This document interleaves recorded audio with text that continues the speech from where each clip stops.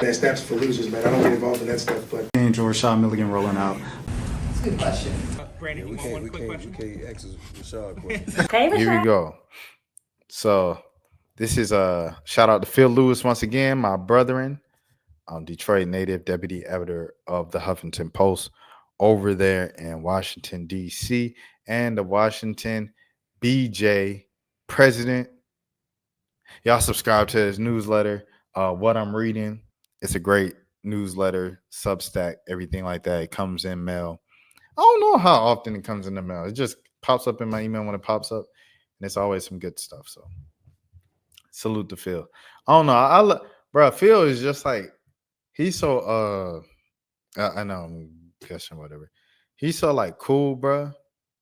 Like you meet Phil and you have no idea he's Phil. Cause first of all, his profile picture is like him looking like it's facing up. So you can't really see his face for real. You know what I'm saying? Because it's like shadows. It's shadows from like the sun. So you can't really see his face. So when you see him, you don't even know it's him. But bro, mad cool, bro. Shout out to Phil, dude. Mad humble, funny, personable, and all that. Like, I just rock with Phil, bro. I really appreciate that dude. And I look up to him.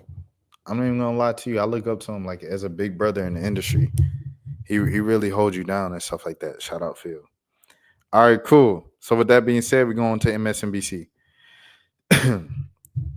Judge rules Trump can't get rid of Central Park 5 defamation lawsuit. The Exonerated 5. Shout out to Joy Reid, man. Shout out Joy Reid, man. I hope all is going well for you in your quest to bounce back from MSNBC, you know what I'm saying? Being on that, you know what I'm saying, whatever they was on. Because they was tripping. But yeah, we at MSNBC land. Shout out to Joy Reid for sure, friend of the channel. The Exonerated 5, as the plaintiffs call themselves, are suing the president based on his statements as a candidate during the debate. This is written by Jordan Rubin. President Donald Trump lost his bid to dismiss a defamation lawsuit brought by the plaintiffs known as the Exonerated 5, formerly known as the Central Park 5. Thursday's court ruling brings Trump closer to potential civil liability for comments he made about them during a presidential debate against Kamala Harris last year. But it doesn't guarantee that the plaintiffs will ultimately succeed in their case. Trump's history with Yusuf Salem, Raymond Santana,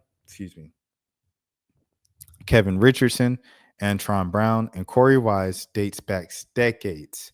They were teenagers in 1989 when they were charged with attempted bleep and other crimes after a woman named Patricia Melly was attacked while jogging in Manhattan Central Park.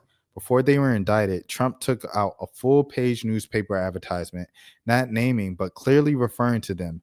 Bring back the ending of life penalty. Bring back our police. 4 of them, not Solemn, confessed, then recanted their confessions and maintained their innocence. They were all convicted of at least some of the charges. Years later, a different person confessed and their convictions were vacated in 2002. Trump has continued to question their innocence over the years, leading to the last year's debate with Harris that sparked the lawsuit. After the Democrat brought up the Republicans' newspaper ad calling for their ending of their lives, Trump said they said they pled guilty. And I said, well, if they pled guilty, they badly hurt a person, unalived a person ultimately. And if they pled guilty, then they pled that we're not guilty. Rejecting Trump's motion to dismiss, U.S. District Judge Wendy Beadlestone wrote that it can plausibly be inferred that Trump had sufficient knowledge of the plaintiffs' wrongful conviction and exonerated to have known that the plaintiffs did not plead guilty. Nobody was unalive as a result of the crimes that day in Central Park, and the plaintiffs are indeed not guilty. The ruling wasn't a total loss for the president. The Obama-appointed judge said that the plaintiffs hadn't yet met their legal burden for one of their defamation theories or for their claim that Trump had intentionally inflicted emotional distress, writing as a latter point that they hadn't allegedly haven't suffered any physical harm.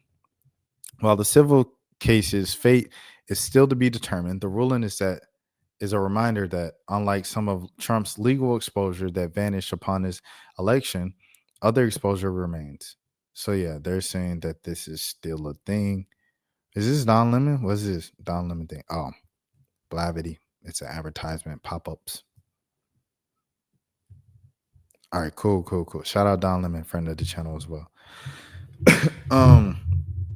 But yeah, okay, interesting stuff there. Interesting stuff. I always hear about the Central Park Five or the Exonerated Five. I always hear about them.